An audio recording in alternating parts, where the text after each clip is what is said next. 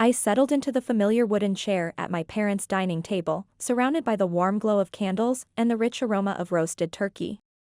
Thanksgiving had always been our most sacred family tradition, and tonight felt no different as I looked around at the faces I'd grown up loving. Garrett and Sterling, my younger brothers, sat across from me with unusual grins plastered on their faces, like they were holding on to some delicious secret. My parents, Theodore and Beatrice, had outdone themselves with the feast spread before us. The dining room was decorated with autumn leaves and family photos spanning decades, including one of my grandmother whose antique table we were gathered around. Before we dig in, my mother said, clasping her hands together, let's go around the table and share what we're most grateful for this year. I smiled, settling back in my chair. This was our tradition, one I'd cherished since childhood.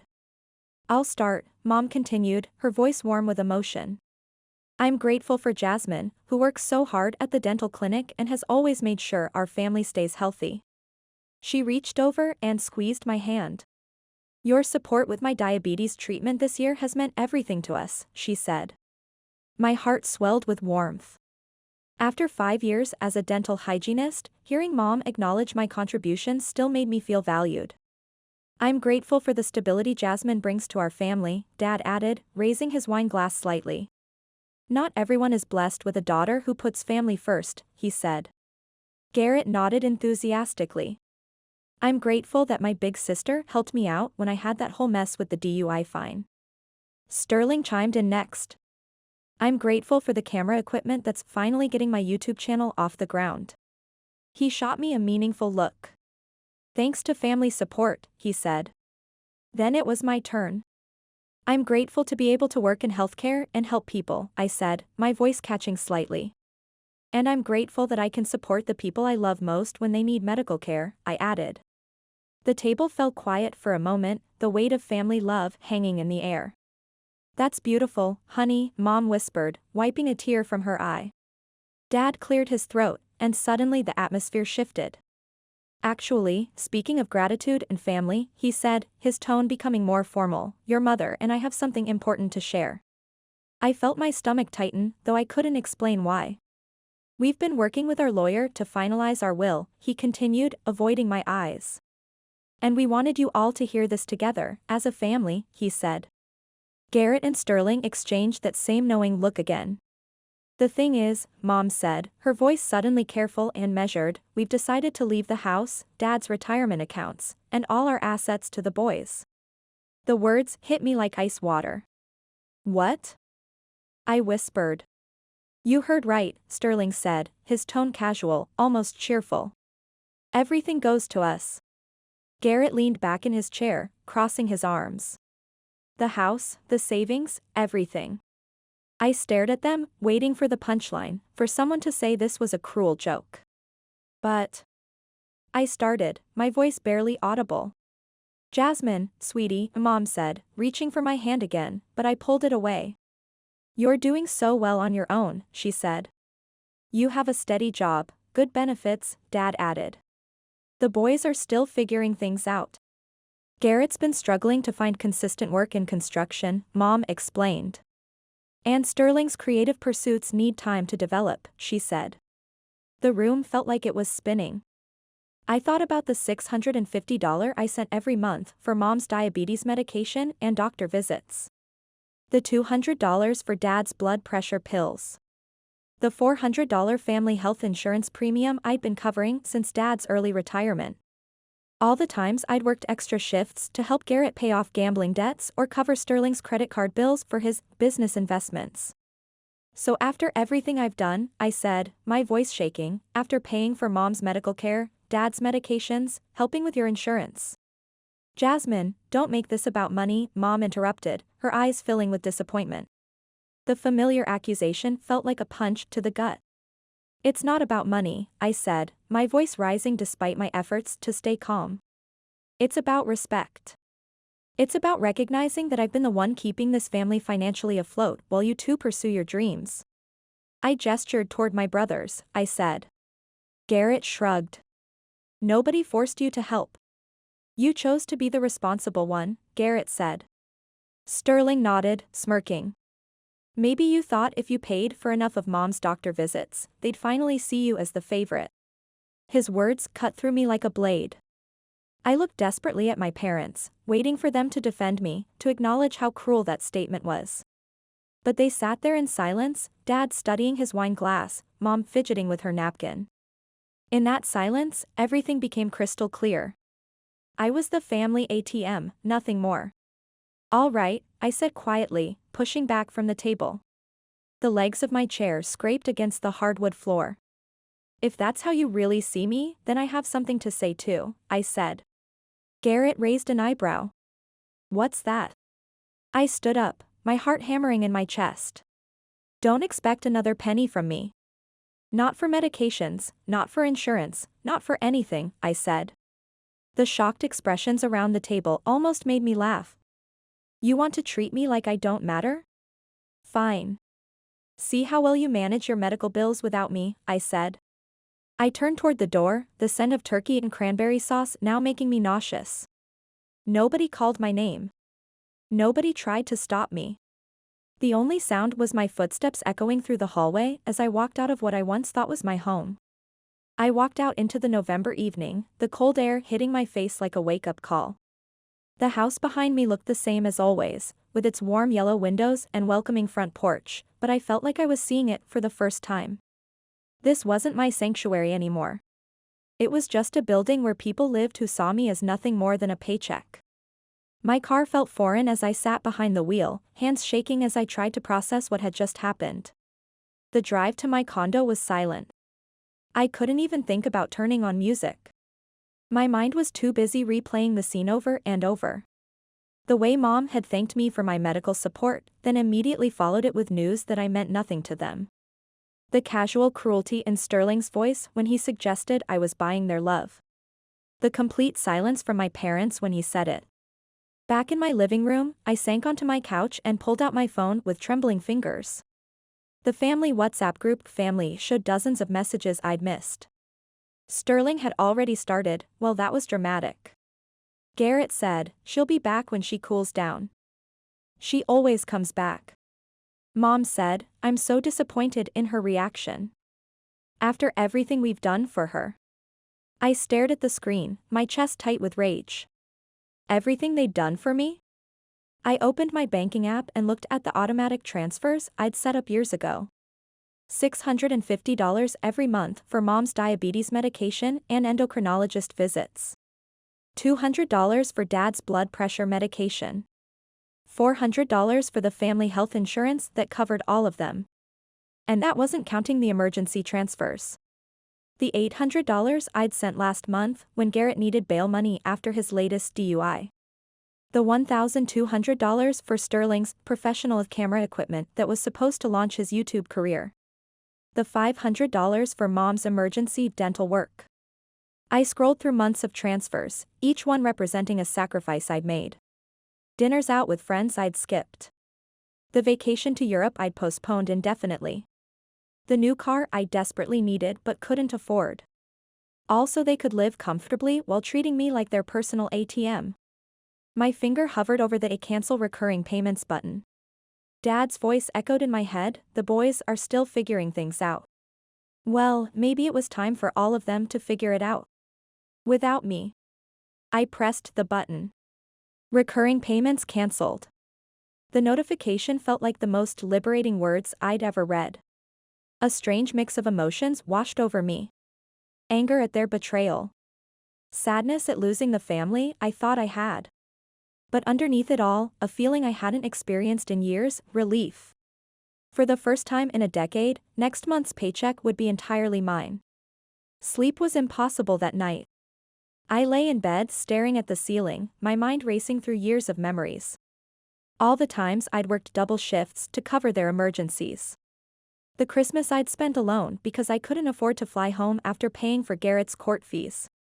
The countless dates I'd cancelled because one of them needed money immediately. I'd told myself it was what family did for each other. But family was supposed to be a two-way street, wasn't it? The next morning, my phone started buzzing at 7 a.m. Mom's name flashed on the screen. I let it ring. Then again. And again. Finally, I answered. Jasmine, did you cancel the medical payments? Her voice was tight with panic, though she was trying to sound stern. Yes, I did, I said. What do you mean yes? She asked. I mean exactly what I said, Mom. I realized I don't have to do this anymore, I said. Don't have to, she sputtered. Jasmine, what's gotten into you? Family takes care of each other. You know I need those medications, she said. I gripped the phone tighter. Family does take care of each other, Mom. But I'm not family, remember? I'm just the ATM, I said. You're being ridiculous, she snapped. This is about the will, isn't it? You're punishing us because you didn't get your way, she said. I actually laughed, though there was no humor in it. This isn't about getting my way. This is about being treated like I matter. But since I clearly don't, why should I keep paying for your prescriptions? I asked. The silence stretched between us. Ask Garrett and Sterling to help with your medical bills, I continued. I'm sure they'll be happy to step up now that they're inheriting everything, I said. Jasmine Marie, that's enough, she said, using my full name like I was still a child. This isn't the daughter I raised. Those words hit me like a physical blow. You're right, Mom. This isn't the daughter you raised. The daughter you raised was a doormat who gave and gave without expecting anything in return. Well, she's gone. I hung up before she could respond. My hands were shaking, but not from fear. For the first time in my adult life, I felt like I could breathe freely. I was no longer their safety net. I was no longer responsible for keeping their world together. I had finally let go, and it felt like the most honest thing I'd done in years. I set my phone down on the coffee table, my hands finally steady. Mom had thrown around all her usual weapons, guilt, accusations of selfishness, claims that I was destroying the family. But this time, those words bounced off me like rain on glass. I'd heard them too many times to count, and they'd lost their power to hurt me. I walked around my condo, really looking at it for the first time in years. The comfortable furniture I'd bought myself. The medical textbooks stacked neatly on the shelf, evidence of my dedication to my career. The framed certificate from dental hygienist school hanging on the wall. This wasn't just a place where I crashed between work shifts and family emergencies. This was my home. My sanctuary. A place where I didn't owe anyone anything. I opened my laptop and pulled up my online banking, scrolling through the automatic payments I'd been making for years. Each line item told a story of sacrifice. The $650 monthly transfer for Mom's diabetes care. The $200 for Dad's blood pressure medications. The $400 family health insurance premium. Emergency transfers to Garrett for his gambling debts and DUI fines. Sterling's credit card payments for his YouTube equipment. One by one, I canceled every single recurring payment. Each confirmation message felt like cutting a chain that had been wrapped around my chest. $650. Cancelled. $200. Cancelled. $400. Cancelled. When I finished, the screen showed a beautiful sight. 0 active recurring payments to my family. For the first time in over a decade, my paycheck would be entirely mine. I leaned back in my chair, expecting to feel pure triumph. But instead, a strange hollowness crept in. I'd spent so many years defining myself as the responsible one, the caretaker, the family problem solver. Without those roles, who was I? I stood up and poured myself a glass of water, looking out the window at the busy street below. People were going about their lives, pursuing their own dreams, taking care of themselves first. When had I forgotten how to do that? My phone buzzed against the table. A WhatsApp message from Sterling, "What the hell is wrong with you? Garrett told me you stopped the money transfers. Are you having some kind of breakdown?" I read it without replying. Another message appeared from Garrett, "You're being a selfish bitch. Don't expect us to forgive you for this." Then Sterling again, "Mom's blood sugar is going to spike from the stress you're causing. I hope you're happy." I stared at the messages, waiting for the familiar pang of guilt to hit me. It didn't come. Instead, I felt something I hadn't experienced in years: clarity. These weren't the words of people who loved me. These were the desperate threats of people who'd lost their ATM. I walked out onto my balcony, breathing in the cool evening air. The city spread out below me, full of possibilities I'd never allowed myself to consider. I had done the right thing. And for the first time in my adult life, I was completely, utterly free. By 6 a.m. the next morning, my phone was already ringing. I didn't need to look at the screen to know it was Mom. I let it ring until it stopped, then ring again. After the fourth call, I finally answered. "Jasmine, what in God's name are you thinking?"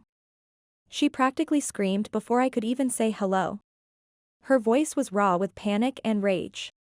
"Why did you cancel the insurance payments? You know I have my endocrinologist appointment next week." I took a slow, deep breath. "Good morning to you too, Mom. Don't you dare get smart with me," she snapped. "I couldn't sleep all night because of what you've done. Do you realize how much my insulin costs without insurance?" She said. "I can't do this anymore," I said quietly. "I've helped enough." "Helped?" She shrieked. "You call abandoning your family helping? We sacrificed everything for you, Jasmine. We put you through school, we supported your dreams, and this is how you repay us?" She said. The familiar guilt trip washed over me, but this time it felt different. Powerless. Sacrificed? I laughed, but there was no humor in it. "Mom, you didn't put me through school. I worked 3 jobs to pay for dental hygienist training myself. And I've been supporting this family financially for 7 years. If anyone's owed repayment, it's me." "You've changed," she said, her voice turning cold and sharp. "Money has corrupted you," she added. "No, Mom," I replied, my voice steadier than I'd ever heard it. "Money corrupted you. You all turned me into your personal bank, and I'm closing that account," I said. The line went quiet for a long moment. Then she hung up without another word. Within minutes, my phone exploded with notifications from the family WhatsApp group. Garrett said, "Mom's crying because of you. Hope you're proud of yourself." Sterling said, "You're being totally dramatic. We're family, we're supposed to help each other."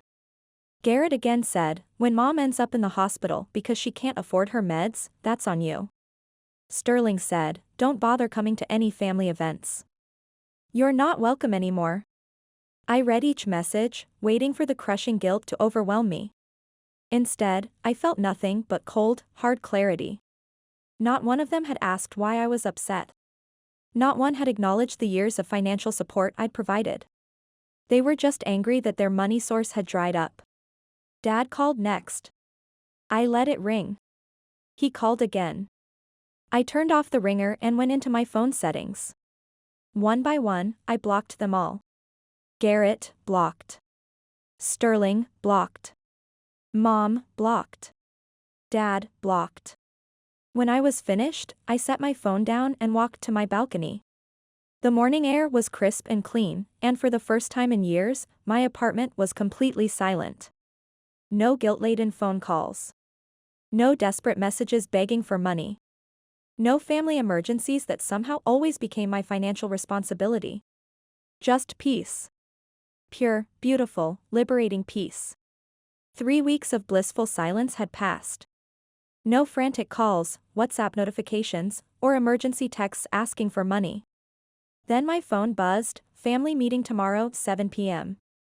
Don't be late." The words were cold, demanding. A command, not a request. Part of me wanted to delete it, but maybe they'd had time to think. Maybe they wanted to apologize. Against my better judgment, I decided to go. The living room felt like a courtroom. Garrett and Sterling sat like judges, arms crossed and stone-faced. Dad stood by the mantelpiece, looking disappointed. Mom clutched tissues in her armchair, eyes red and swollen. "Jasmine, I don't recognize you anymore," Mom started, voice shaking. "How much further will you go to destroy this family?" She asked. "What are you talking about?" I asked, caught off guard. Dad stepped forward accusingly. "You've put us in impossible financial straits. Your mother can't afford insulin properly. If you keep this up, she'll end up in the hospital, he said. Something twisted in my chest, but I pushed it down. So now it's my fault Mom is sick? What about all those years I worked overtime for her medical care? I said. Garrett snorted dismissively. There you go again, making everything about money. Do you think the universe revolves around you? Garrett said. Sterling leaned forward with disdain. You have a steady job, benefits, a nice place. Why are you being so petty? You're just throwing a tantrum about the inheritance, Sterling said. Their words hit like physical blows. I'd hoped for understanding, maybe reconciliation. Instead, I faced the same manipulation and lack of accountability. If this is why you asked me here, then we're done, I said, centering myself. I'm not changing my mind, I said. Mom's face went pale. What did you just say? She asked. I stood up, looking around one final time. At family photos that lied about how much they valued me. At people who'd raised me but never truly seen me. I've spent years trying to prove I belonged in this family. But if my only value is as a money source, I don't need this kind of love, I said. Deafening silence followed. Nobody tried to stop me as I walked to the door. Nobody called my name or asked me to stay. I left their house for the last time, knowing I'd never be back. 2 days later, returning from work, I noticed something wrong with my front door. Someone had sprayed industrial foam around the frame and handle, sealing it shut. The hardened foam was thick and deliberate. This was retaliation, not a prank. I pulled out my phone and checked the building's security footage. There was Sterling in a baseball cap and hoodie, methodically sealing my door with expanding foam. The worst part was his smirk as he worked, enjoying every second of his revenge. My hands shook with fury as I called 911. When police arrived, I showed them the security footage. That's definitely vandalism, the officer said. Do you want to press charges? I thought about all the times I'd covered for Sterling's mistakes and sent him money. Yes, I said firmly. I want him prosecuted to the fullest extent. The next morning, Dad called. Jasmine, what the hell have you done? He barked. Sterling got arrested because of you, he said. Sterling vandalized my property, I replied calmly. Actions have consequences. He owes me for repairs, I said. How much? Dad's voice turned calculating. $1,500, I said without hesitation. Are you insane? You're trying to extort your own family. It's not extortion, Dad. It's accountability. Something Sterling never learned because you've made excuses his whole life, I said. The next day, my account showed a $1,500 transfer with Sterling's message, hope you're happy. You're dead to me. I read it and felt nothing. The transaction was complete. And so was my relationship with them. A few days later, my cousin Rachel texted, I'm sorry about what you're going through. Is it true you abandoned your parents when they needed you most? My stomach dropped. Another family friend messaged, your mother is heartbroken. How could you turn your back on them? I opened Facebook and my blood ran cold. Mom had posted an emotional status update painting me as a heartless daughter who'd abandoned her struggling family. The post showed her and Dad looking frail at their kitchen table. Our daughter Jasmine cut off all medical support, leaving her diabetic mother to struggle with healthcare costs, it read. We sacrificed everything for her education. Now she's chosen money over family.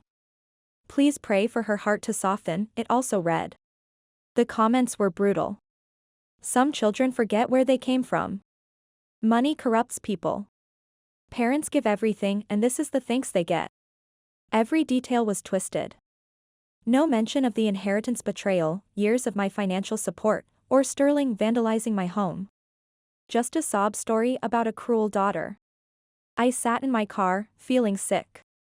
Should I stay silent and let them control the narrative? No. I'd been silent too long. I opened Facebook and typed my response. Since my private matters are now public, here's the complete truth, I wrote. I laid out everything.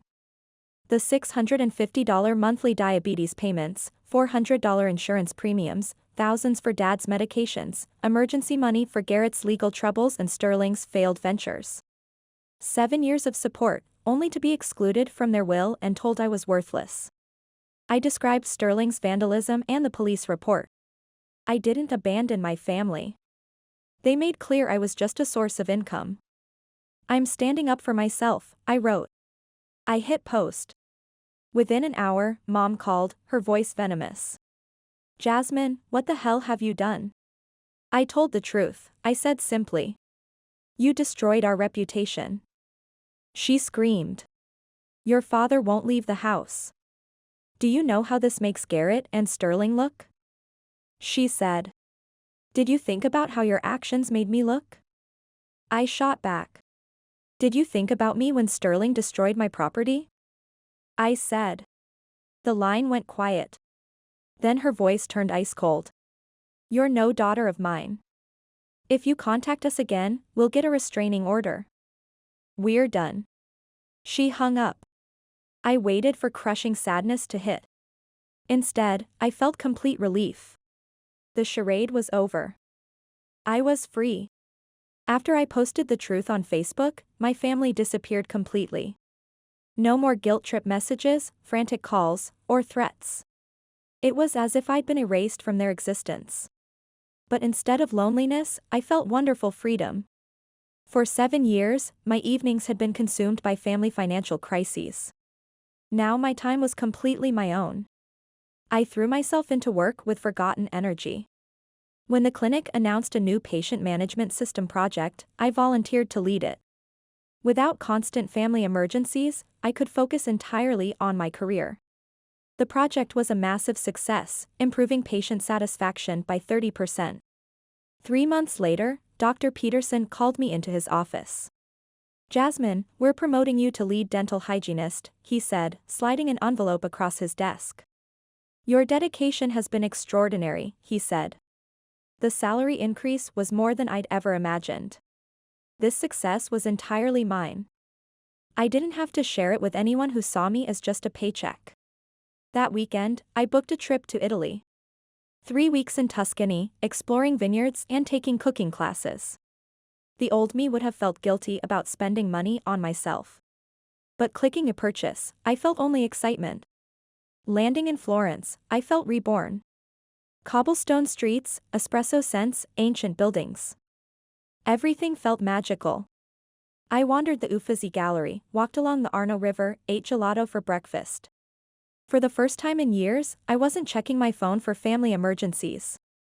One evening at a cafe near Piazza della Signoria, a tall man with warm brown eyes approached.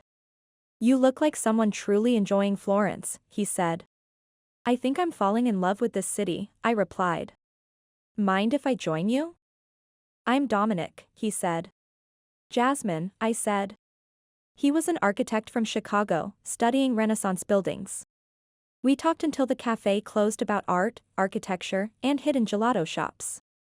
He didn't ask about my family or why I traveled alone. He was simply interested in who I was in this moment. Would you like to explore together tomorrow? I know places not in guidebooks, he said. I'd love that, I said. The next few days felt like a movie. Dominic showed me hidden courtyards, family restaurants, rooftop terraces with breathtaking views. He never asked what I was running from. He simply accepted me as a woman discovering herself. One night on a terrace overlooking the city, I realized something profound. I'd spent years believing my worth was tied to what I could give others. But here, with this stranger who expected nothing, I felt more valued than ever before. Under Italian stars, I finally understood what it meant to be loved for simply being myself. When I returned from Italy, I felt like a completely different person. The exhausted, heartbroken woman who'd left was gone, replaced by someone confident and free. My condo was no longer just a place to crash between family crises. It was my sanctuary, filled with Florence souvenirs and genuine happiness. The months that followed were the most peaceful I'd ever experienced. I threw myself into work with renewed passion, joined a yoga studio, took Italian classes, and made friends who knew nothing about my family drama. For the first time, my relationships were based on mutual respect, not obligation. 6 months later, reality crept back in. Aunt Patricia texted, "Your parents are struggling. Theodore works night shifts at a warehouse, Beatrice cleans offices. They look terrible." Part of me wanted to feel guilty and rush back to fix everything. But I recognized this as the natural consequence of their choices. They'd relied on me while treating me like an inconvenience, never developing backup plans because they assumed I'd always be there. I finished my coffee without responding. Later, I heard Garrett had been fired for showing up drunk, and Sterling was still chasing his influencer dreams from my parents' basement. Their failures were no longer my emergency. As Christmas approached, I wasn't dreading the holidays for the first time in years. I decided to host a gathering for people who actually mattered. Aunt Cecilia arrived with homemade cookies and the biggest smile. "You're glowing, Jasmine," she said, hugging me warmly. "I'm proud of you for choosing yourself," she said. "You're the only family member who's ever said that," I replied, tears in my eyes. Soon my apartment filled with laughter from coworkers, my yoga instructor, Italian classmates, and neighbors. These people celebrated my success without expecting anything back. They valued my opinions, respected my boundaries, and cared about my happiness. At midnight, I stepped onto my balcony and looked at the city lights. For the first time in my life, I felt complete peace. No anxiety about bills that weren't mine. No guilt about not doing enough for ungrateful people. No fear of calls demanding money. Just pure, beautiful freedom. This was real family, chosen, mutual, built on love rather than obligation. I sat in my armchair, watching the city lights through my window. Cars moved below, people hurried past, but inside my home everything was peaceful. At 29, I'd finally learned the most important lesson. Family isn't always about blood. Real family consists of people who value you, celebrate your success, and support you without expecting anything back. For years, I believed I owed my biological family everything simply because we shared DNA. I convinced myself that if I gave enough, sacrificed enough, they would love me the way I needed. But some people will never see your worth no matter what you do. Theodore and Beatrice made their choice that Thanksgiving night, deciding my financial support meant nothing. Garrett and Sterling showed their true colors every time they demanded money while treating me with contempt. They destroyed our family, but they also gave me an unexpected gift. They forced me to realize I deserved better. My phone sat silent on the table. No calls from people who only contacted me for money. No guilt trip messages or manufactured emergencies. Just beautiful silence. I picked up my tea, letting its warmth spread through me. I once lived for other people's approval. Now I lived for myself. That wasn't selfish. That was freedom. My story reflects a harsh reality. Sometimes those who should love you most take advantage of you worst. We're taught family comes first, but what happens when that dynamic becomes toxic? When your worth is measured only by what you provide financially? Sometimes the bravest thing is walking away. Sometimes protecting yourself means disappointing people who never valued you. Your life belongs to you, and you have every right to live it on your terms.